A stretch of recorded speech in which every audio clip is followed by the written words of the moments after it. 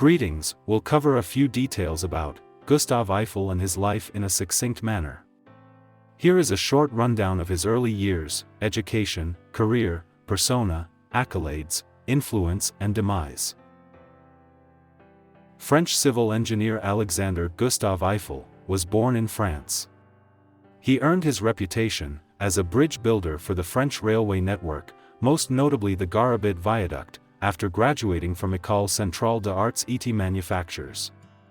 He is best known for designing and constructing the iconic Eiffel Tower, which was constructed for the 1889 Paris Universal Exposition, as well as for his assistance in the construction of the Statue of Liberty in New York.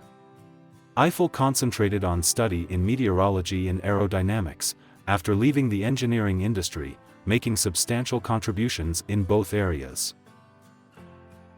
Also known as Bonnecaussin dit Eiffel, Alexandre Gustave Eiffel, famous as French civil engineer known for his contribution to building the Statue of Liberty and Eiffel Tower. Born December 15, 1832, Dijon, France. Died December 27, 1923, Paris, France. Father, François Alexandre Bonnecaussin. Mother, Catherine Mélanie Moineuse. Siblings, Marie Bonnecaussin Eiffel, Lord Bonnecaussin Eiffel. Spouse, Marguerite Godlet. Children, Valentine Eiffel, Albert Eiffel, Edouard Eiffel, Laure Eiffel, Claire Eiffel. Education, École Centrale Paris. Founder, co-founder, Eiffel and C. The eldest child of Alexandre Bonnecaussin dit Eiffel and Catherine Mélanie, he was born as Bonnecaussin dit Eiffel on December 15, 1832, in Gien, France. The family took the name Eiffel and originated from an area close to the Eiffel Mountains. His mother worked in the charcoal company that she inherited from her parents, while his father was a former soldier who served as an administrator for the French army. Later, his father joined the company after quitting his work. He spent the majority of his childhood years with his grandma because his mother had to manage the family business. He received his baccalaureate degrees in physics and the humanities while attending the Lycée Royal in Dijon.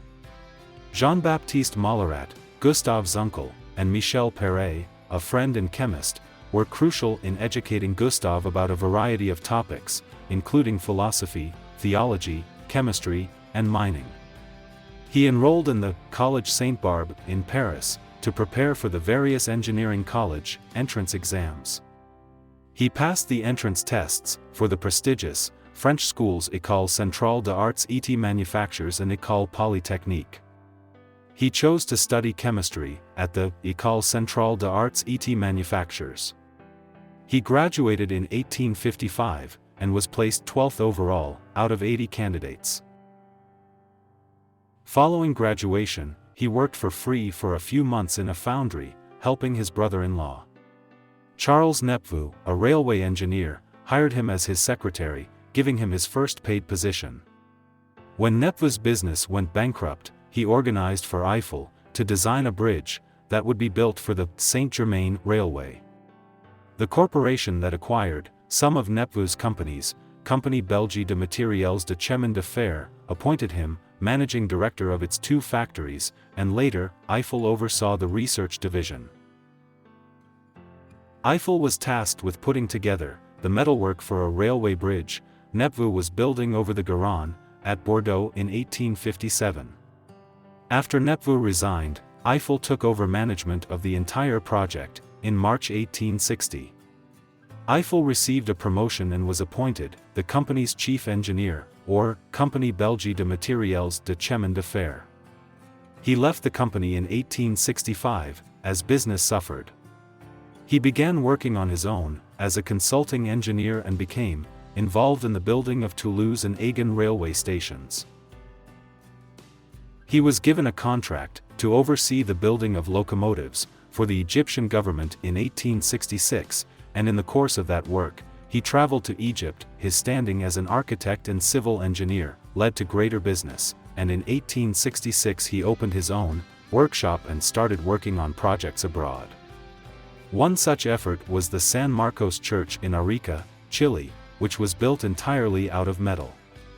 The project's many components were made in France and brought to the location to be put together there. His technological breakthroughs were groundbreaking, especially prefabrication of cantilever constructions. He established the business Eiffel EDC on October 6, 1868, alongside Théophile Seyrig, and soon began to obtain significant projects. His reputation as a preeminent engineer of his era was confirmed by the Exposition Universelle in 1878. He built a large number of the exhibition's buildings.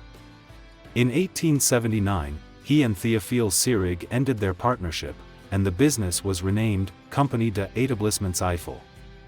In that exact year, the company was awarded the contract for building the Garabit Viaduct, a railroad bridge in France. Another point in Eiffel's favor came from the 1884 bridge, which was at the time the tallest bridge in the world. After the unexpected passing of the statue's engineer, Eugene Viollet-le-Duc in 1879, Auguste Bartholdi approached him to build the inside metallic framework of the Statue of Liberty on Liberty Island in New York, America.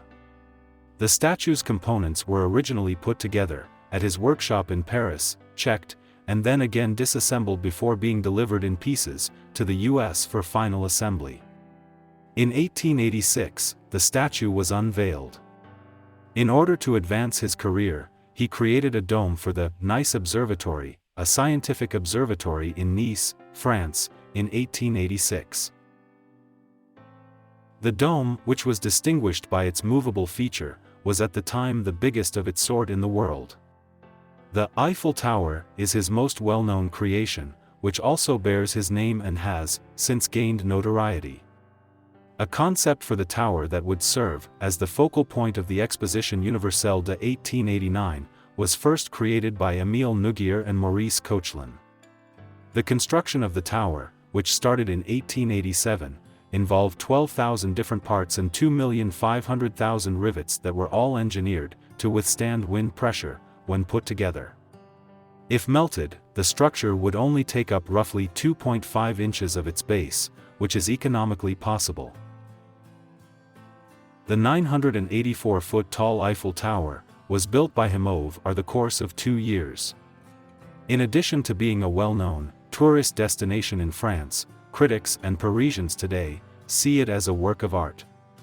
In 1887, he was awarded a contract to construct locks for the Panama Canal.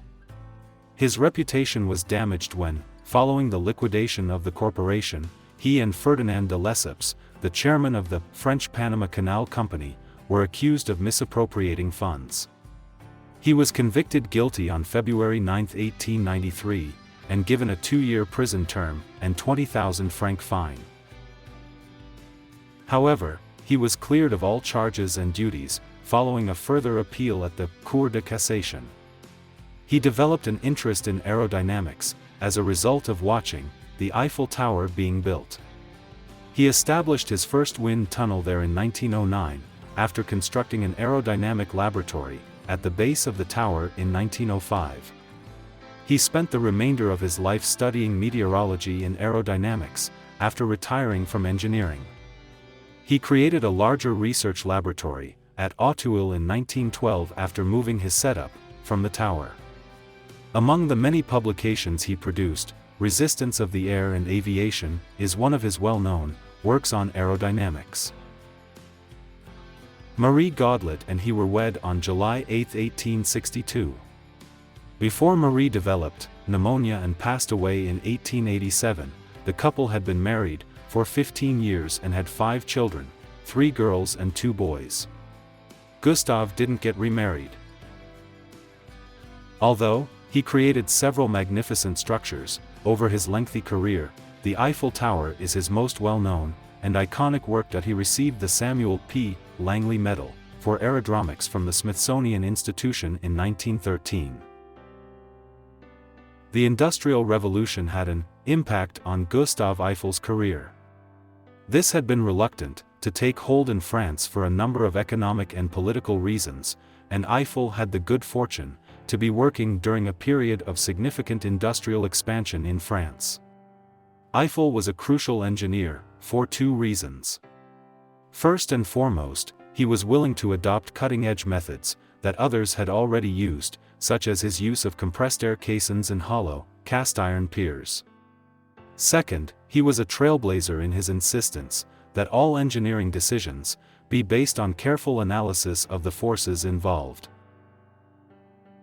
Combining this analytical method with an insistence on a high standard of precision in drawing and manufacture, the expansion of the railway network had a profound impact on people's lives. But despite the enormous number of bridges and other projects that Eiffel undertook, the Statue of Liberty and the Eiffel Tower, both of which are now well-known landmarks around the world, were the two that most contributed to his notoriety. The tower's role in determining the aesthetic potential of constructions, whose appearance is mostly determined by utilitarian factors, makes it essential as well.